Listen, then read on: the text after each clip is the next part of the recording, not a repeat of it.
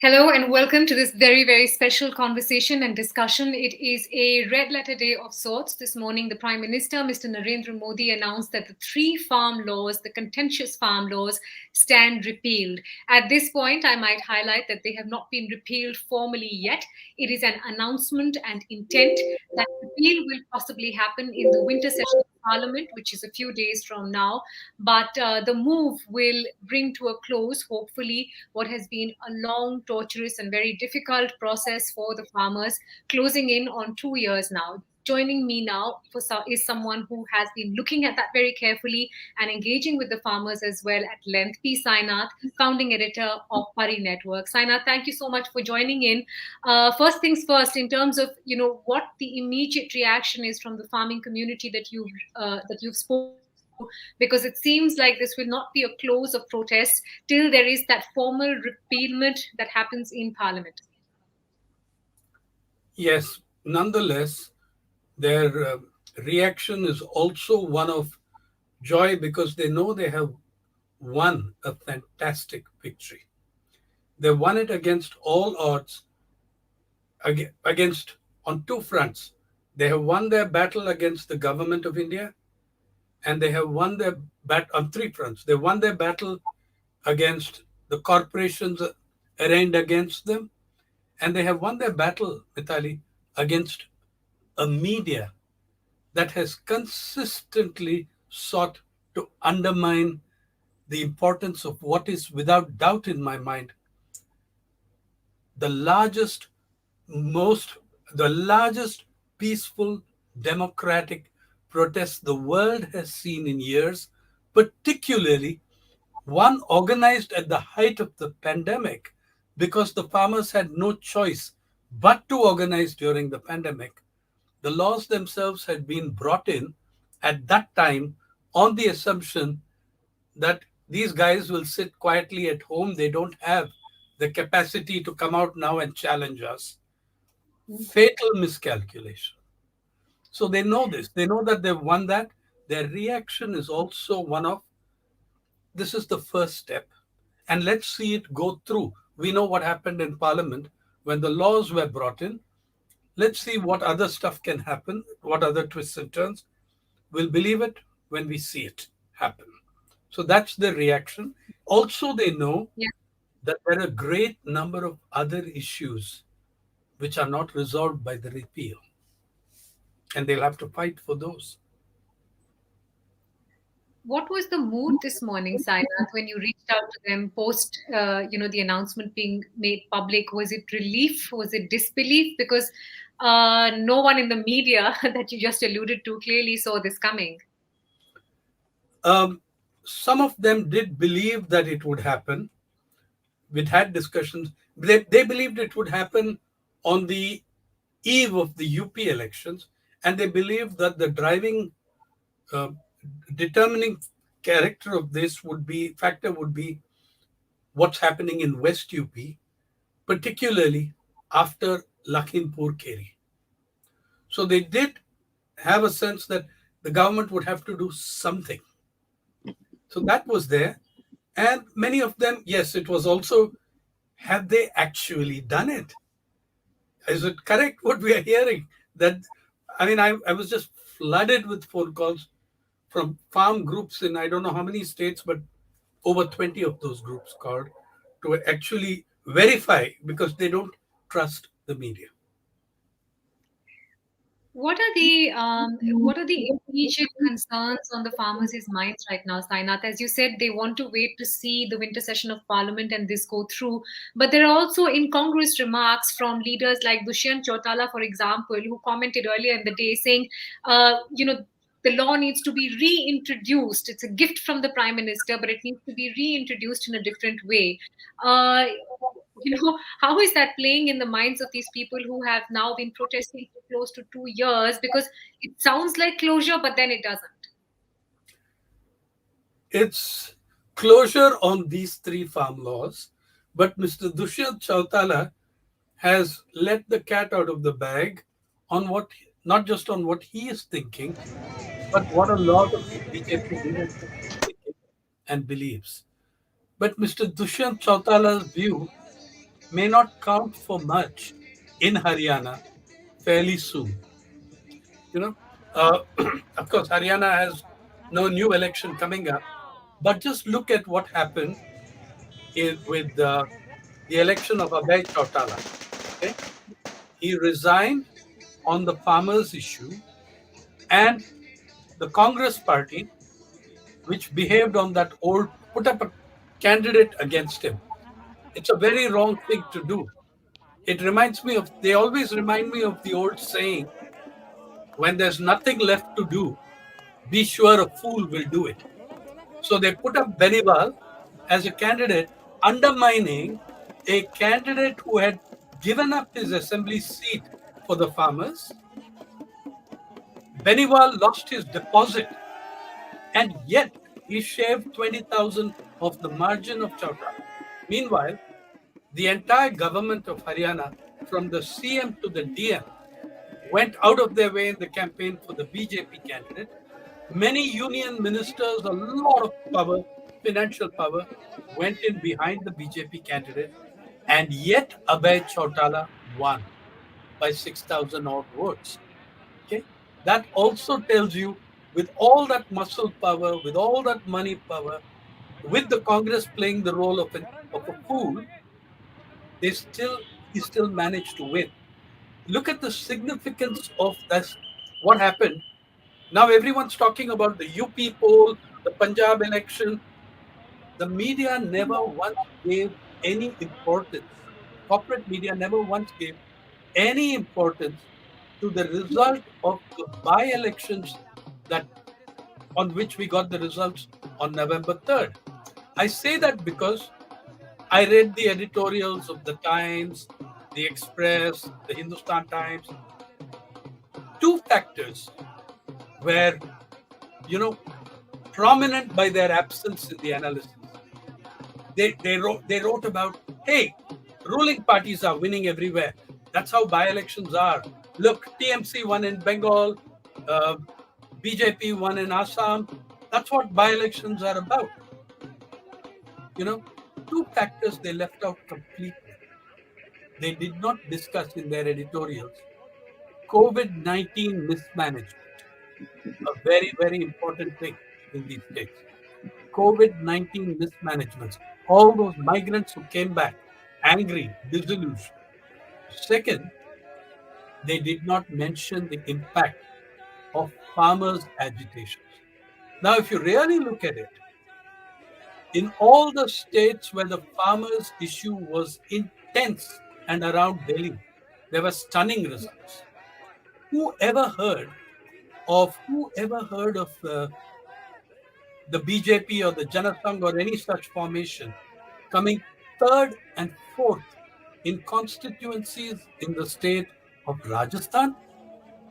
Oh man, that's I cannot remember when that last happened. Third and fourth in their strong. They got whacked in Himachal Pradesh Yeah. and in Haryana. The farmers already had an impact on the country's politics. This they simply would not look at. They simply would not factor that into it. Now Yeah. you know where.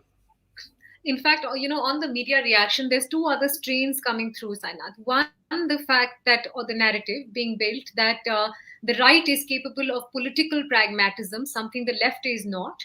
And the second being that particular sentence by the Prime Minister where he sought forgiveness from Indian citizens, saying, I'm sorry, I couldn't convince the farmers of the benefits of this law. Those two seem to be the key sort of headline moments let, for let, let, traditional media. Yeah, yeah, let's take the first one, right capable of pragmatism. You know, the pragmatism of not acting when 700 human beings, more than that's it. 600 human beings, have lost their lives during the worst winter in decades, horrible summer, COVID-19, the whole works. You don't say a word.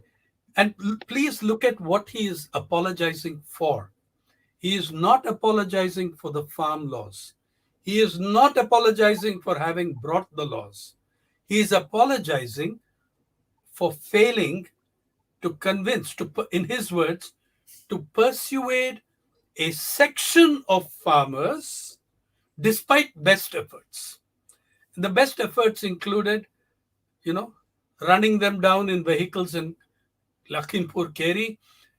It included putting barbed wire fences around the camps, making them like a gulag. These were the best efforts at persuasion. You had a year and many months in which, I mean, more than a year, because in Punjab, the protest started after the ordinances in June. Yes. You had a year and a half in which the Prime Minister of the country, in his pragmatism and his generosity, could have could have driven a few kilometers from his residence and met with the farmers to persuade them. Did any one of these media guys ever suggest that? That, they said, speak to them sweetly. Those guys are all rural buffoons and yokels. All they need is some meaty bath and they'll be all right. Don't withdraw the laws. So said the Indian Express. So said the Times of India. Having done all this, tell me where they made anything incumbent on the Prime Minister. They put every responsibility on the farmers. Now, you should be pragmatic. If the farmers had been pragmatic in the way these analysts are saying the right can be pragmatic, they would not have won this victory.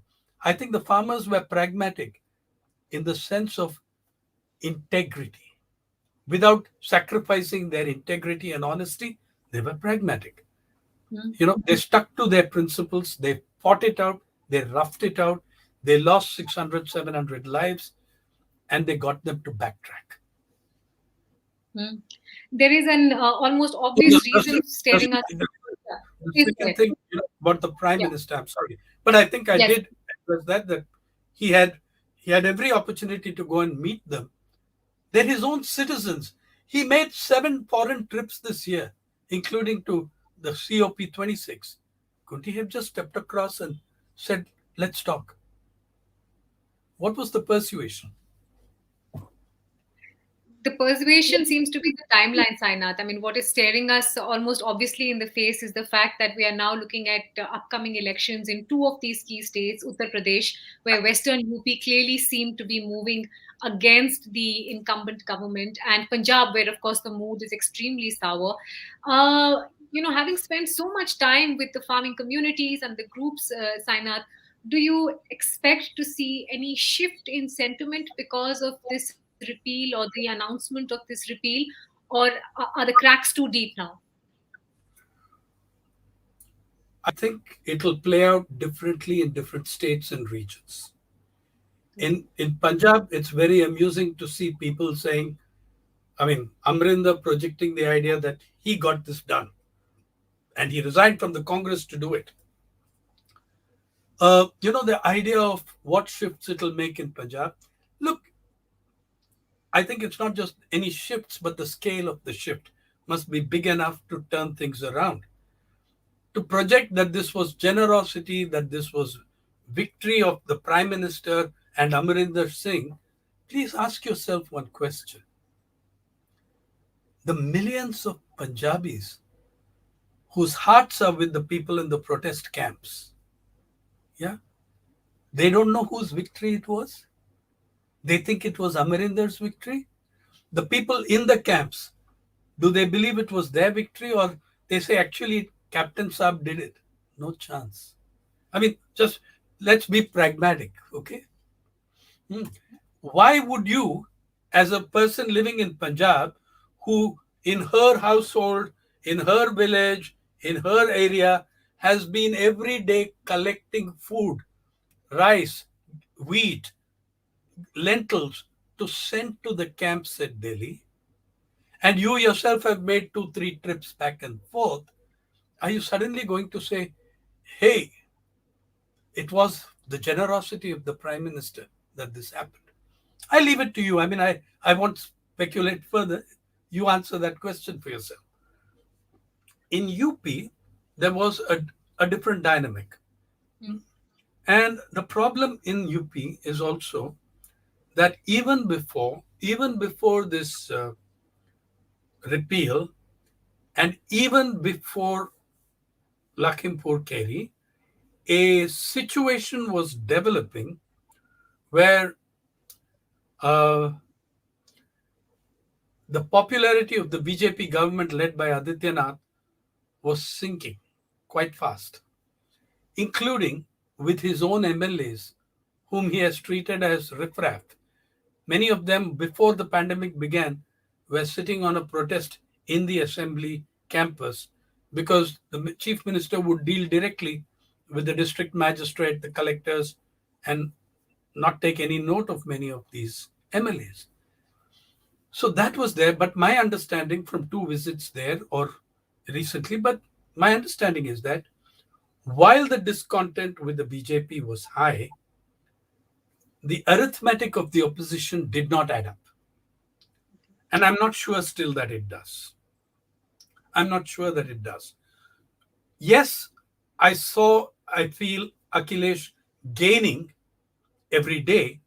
I don't think it has arrived at that point because the division, when you have three, four major formations contesting the election, that's how the BJP won the election.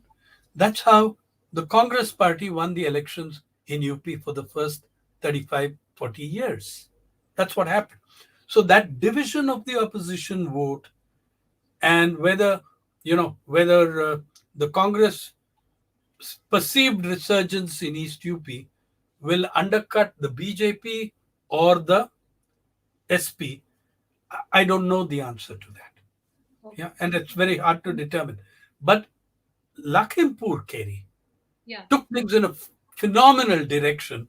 The fallout of Lakhimpur Kheri went far beyond. What I am going to tell you is that you're going to see a very serious rise in the communal tension and temperatures between now and the February elections in West UP. I don't think even that will save them in Uttarakhand. But anyway, who knows what happens. But in UP, this is the situation that the math doesn't add up for the opposition. Things don't look good for them. That's where it's at.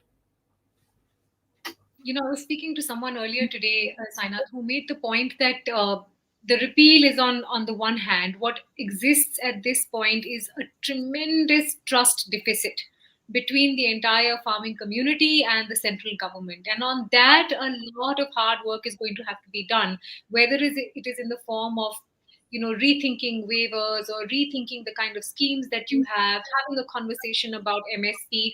Do you believe, given the tone that you heard today, that will likely be the future sort of trajectory of this conversation, that there is going to be open dialogue now that was simply missing either in parliament or outside while discussing these farm laws?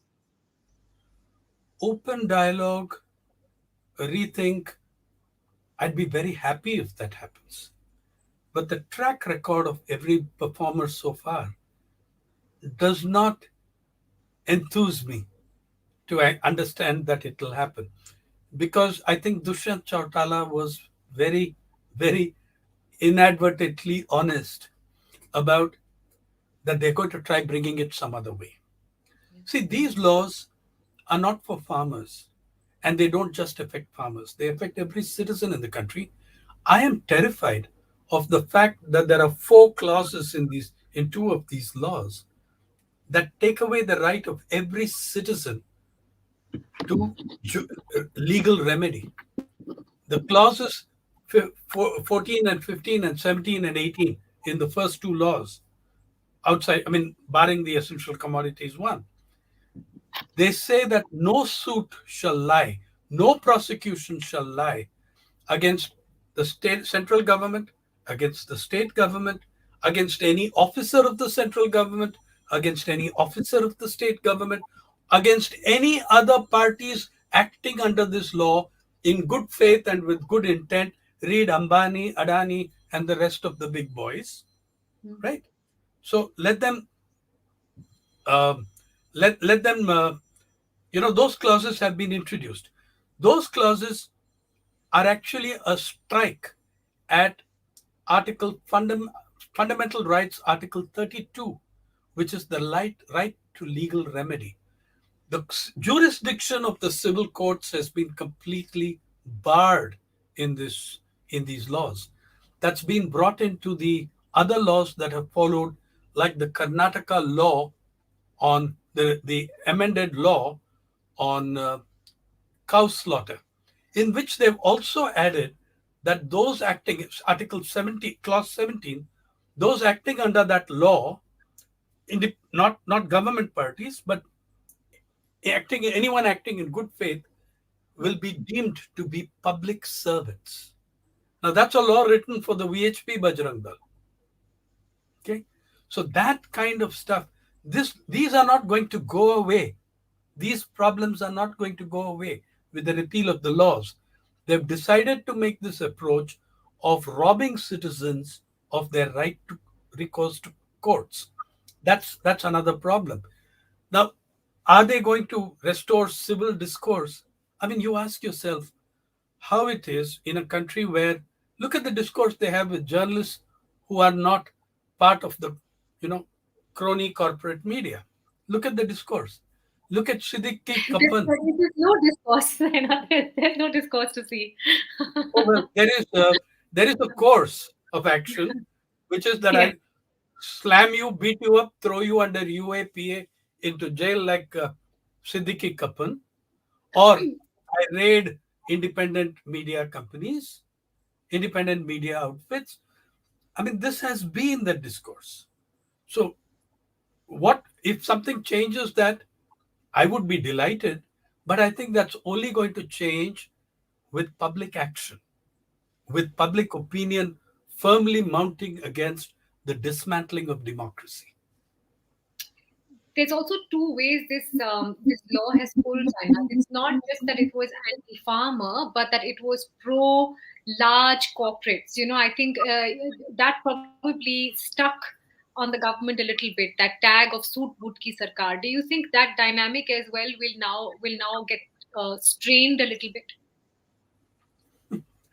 I don't think so. I think that we are living in the period of a consolidation of the corporate state. Look, when 140 individuals, all from the corporate background, 140 individuals, according to Forbes, doubled Indian billionaires doubled their wealth in 12 months of the pandemic, yeah, to almost 596 $600 billion, and did so at a time when the national economy shrank by 7.7%. Therefore, you cannot argue that these super profits came from growth. They came from a suctioned transfer of wealth from poor to rich. There is no other way they could have done it. And just two of them, please look, Mr. Ambani's personal wealth rivals the gross state domestic product of the Punjab. Ambani and Adani together, their wealth is greater than the GSDP of either Punjab or Haryana, which has a higher GSDP at $101 billion than Punjab. Now, that kind of power has come to vest in the hands of 140 individuals who now own wealth equivalent to 22%, 22.7% of your gross domestic product. That's what $600 billion is. Giving a whole new meaning to the word gross, right? A whole different meaning to the word gross. So why would you think that the corporations are going to back off? They've tasted blood. If you look at, just notice one very significant thing. You're a financial journalist and you would find it very significant. Who were the new billionaires, the 38 new billionaires? Last year we had 102. In the pandemic year, we added 38. Second, who were the top ones and what were the kind of profits made in which sectors? By the way, the top 5 are all Gujaratis. Of course, I mean, that's another conversation. But the important thing is the giant sectors, yeah, where pharma, big pharma, healthcare, and IT, and especially online education, which we guys have all been reporting on the devastation that has meant to poor students. Tell me, Mitali, how many girls do you know in urban India, yeah, below the age of 16, who own smartphones?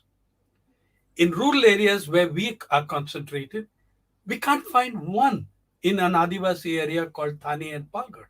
So this is the kind of wealth amassed. This is the kind of inequality gap that has grown. It's not going to be easily given up. They will find other ways. The point is that you're talking about the pro corporate nature of the laws. I would argue that these laws were drafted by their lawyers.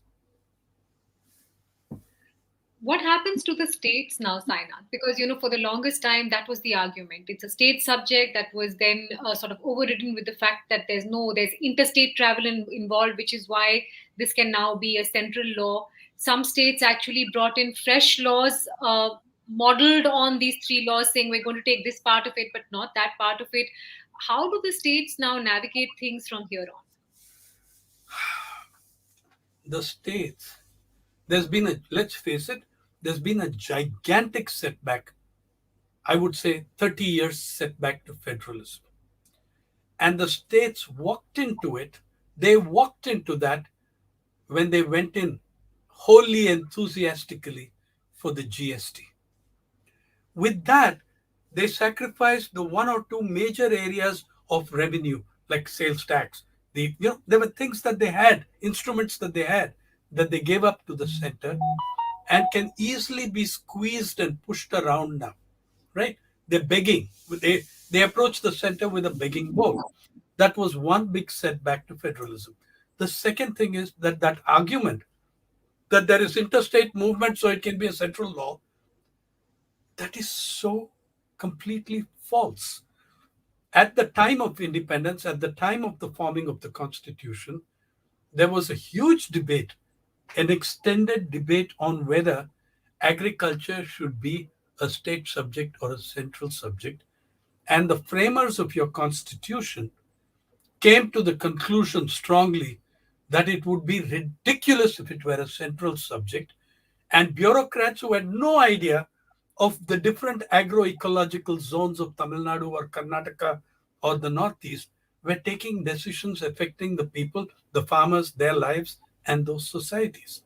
It was with considerable thought and thought by people of considerably more integrity and honesty that led to agriculture being placed in the state subject. That, by the way, was violated even by the Congress Party and the UPA. How did you get into the WTO? You never consulted any state on it. The states are also going to find increasing problems because this is a center. It's encroached on their rights in education as well. It's encroached on their rights in a number of other sectors and has a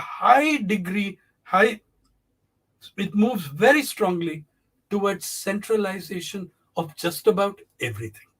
So the states are in for a bad time unless they stand up and fight for their rights. And you can see that states like Tamil Nadu have become very conscious of this in the way the DMK fought its election. The states are becoming conscious of this. I think, though, that the nature of power, the kind of people we have in power, their politics is based on reopening old wounds, which may not have fully healed. And that's going to keep happening. So what happens to the states depends also on what kind of a united fight back they make against an authoritarian center and what kind of power we have at the center. And the role of the courts, who simply refuse. The courts set up committees on farming and agriculture, which nobody was interested in, not even one of the members who resigned within before the first meeting. But the courts, it was the job of the Supreme Court to tell us, to rule on the validity of these laws. On no major law, whether it's UAPA, whether it's this, they have, on every major law, They have evaded constitutionality, which is the essence of what the Supreme Court should be doing. So, Yeah. this is the condition of your states. Also ironic, Sainath, that it was these courts that pointed out that grievances should only be resolved either via the legislature or via the legal system, completely negating the power of protest, which is really what the culmination or what we're discussing today is about. It's about the power of organized protest and what it has brought about, is it not? Please don't forget that you had a Supreme Court justice saying, why are they keeping women and old people in the protests? Remember that? Why are Yes. they, the misogyny of this? Huh? Women contribute more than 60% of the labor that goes into agriculture. They are your farmers. Yeah. But look at that absolutely reactionary, misogynistic approach. Why are they keeping the women? The keeping the women? Emphasis on the word keeping. Hmm. The other women in this protest, women farmers participated with a visibility never before seen in a farm protest in this country, except maybe in very localized issues like Adivasi farmers in Maharashtra. The scale of participation of women in Haryana, for instance, where they normally do not easily come out, was stunning. And you are saying, why are women and children and old people there in the protest? Leave it to the men, right? I'm saying that that attitude, those utterly regressive social attitudes, are showing up at levels of the judiciary where you should not find them. It's Yeah. a problem. And I know that it's early days and it is at this point a statement of intent, Sainath. But the other point of concern is what happens to all the cases that were lodged against the protesting farmers? Because reasonably speaking, that should be withdrawn en masse. It will not happen automatically, of course, but that should be the course of action, should it not, if these farmer laws stand repealed? The cases should never have been filed in the first place.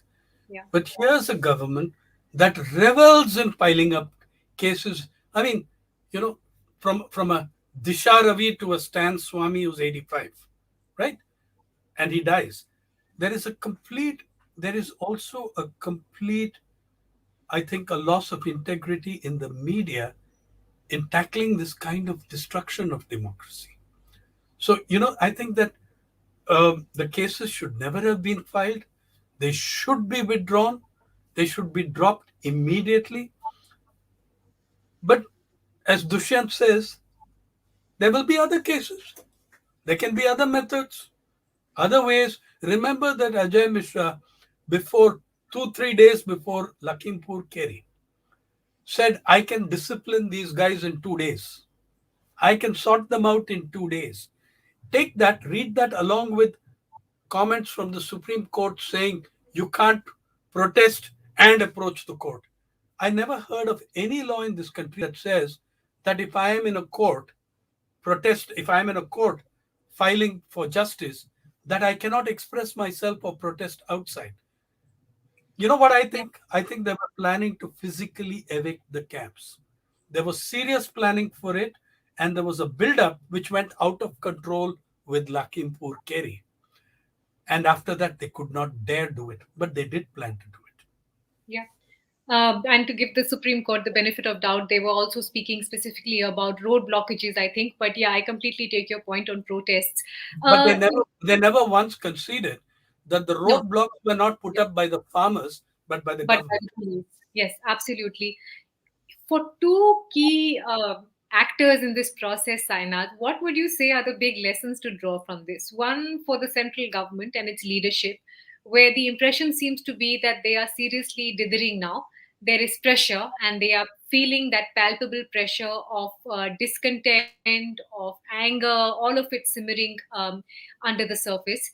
And for the media, that has thrown every term possible against these farmers, Khalistanis, traitors, uh, and this morning even there was almost a sense of disbelief, saying, you've repealed the farm laws. What's next? The CAA.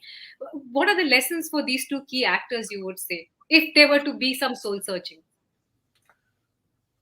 You know, there's millions of lessons. I think you want to look at the students, you know, whether they are willing to learn a damn thing about it. Those students you called the government and the media.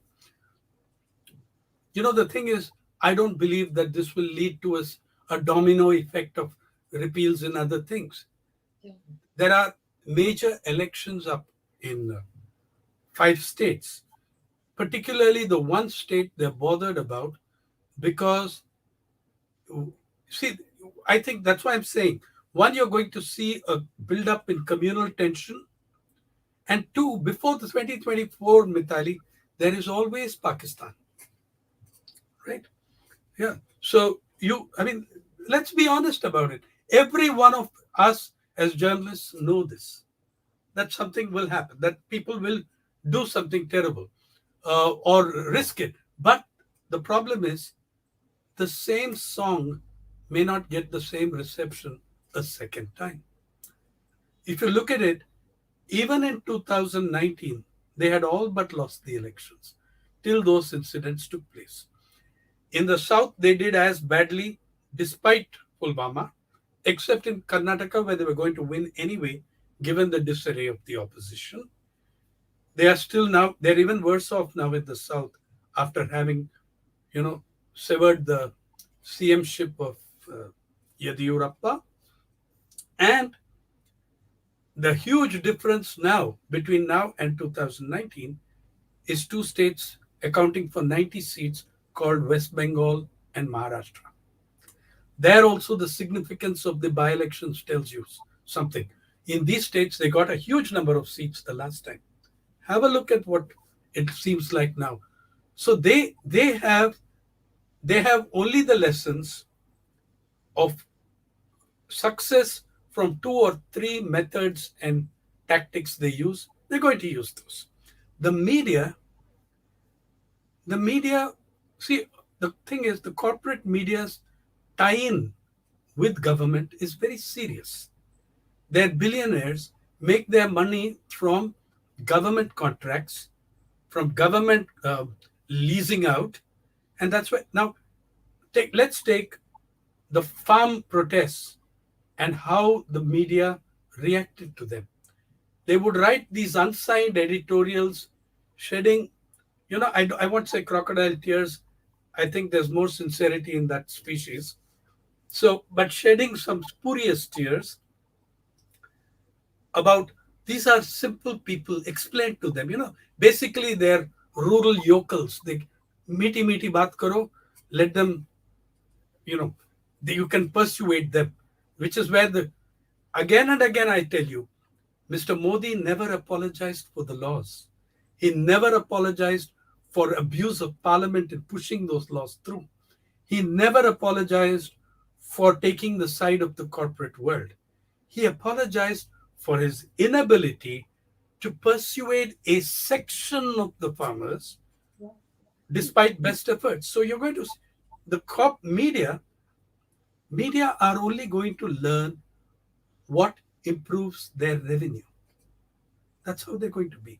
I don't understand why we sit in 2021 and analyze the media as some detached, independent entity where it's not pro business, it is big business. Yeah. Many of your media companies have rates of profit that would be the envy of the 30 people on the Sensex. So I think that the media are going to do how they are structured. The problem of the media is structural. There is too much at stake. The truth is too costly.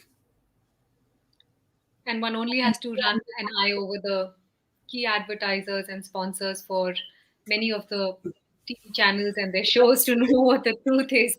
One Yeah. final word, Sainath, for the farmers and for the protest and the win, which is really of them, by them, for them.